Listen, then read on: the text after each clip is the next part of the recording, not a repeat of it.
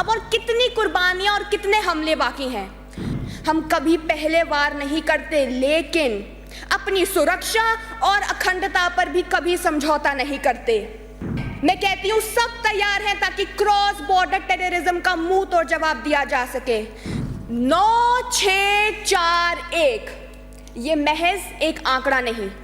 1947 की जंग से लेकर पुलवामा जैसे आतंकी हमले में हमने अपने 9641 जवान खो दिए।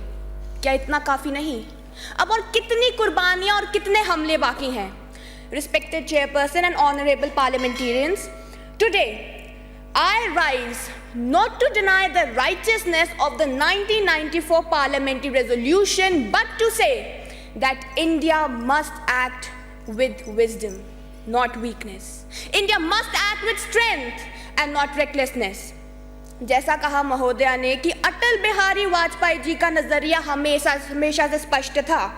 इंसानियत, कश्मीरियत और जमहूरियत, इसके अंतर्गत हमें समस्या का समाधान चाहिए। उन्होंने ये भी साफ कहा कि शांति सम्मान के साथ हो, कमजोरी समझकर नहीं।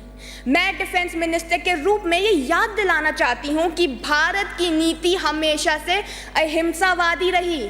हम कभी पहले वार नहीं करते, लेकिन अपनी सुरक्षा और अखंडता पर भी कभी समझौता नहीं करते। हमारी कूटनीति, स्ट्रैटेजिक पार्टनरशिप्स और सेना सब तैयार हैं। मैं कहती हूँ सब तैयार हैं ताकि क्रॉस बॉर्डर टेररिज्म का मुंह तोड़ जवाब दिया जा सके, जिसका उदाहरण ऑपरेशन महादेव, जिसमें पहलगांव के 3 आतंकवादियों को मार गिराया। हमें उससे एक स्पष्ट संदेश मिला कि भारत आतंकवाद नहीं झेलता। हम संवाद के पक्ष में जरूर हैं क्योंकि भारत अपने सिद्धांतों को नहीं भूलता, लेकिन जरूरत पड़ी तो जैसा कहा अटल बिहारी वाजपेयी जी ने कारगिल युद्ध के समय कि हम शांति की रक्षा के लिए अपनी शक्ति का भी प्रदर्शन कर सकते हैं, ताकि पीओके पर भारत का दावा और सोवेनिटी हमेशा सार्थक रहे।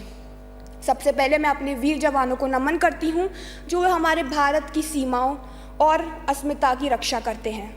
बढ़ते हैं ऑपरेशन सिंदूर की तरफ।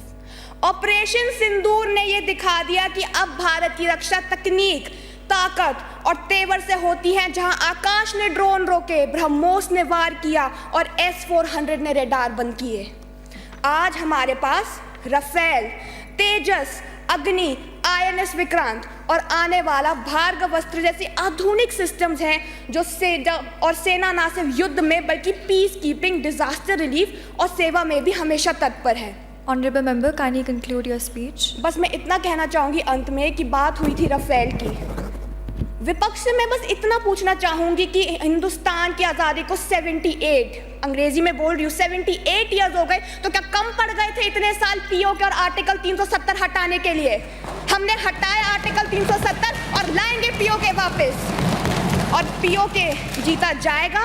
पीओके में रहने वाले हर एक नागरिक का दिल भी जीता जाएगा, क्योंकि मजबूत देश बनाने के लिए ना रेखाएं नहीं, इरादे भी मजबूत होने चाहिए। हमारे इरादे भी मजबूत हैं, हमारी सेना भी तैयार है, आज भी, कल भी और हमेशा रहेगी। जय हिंद।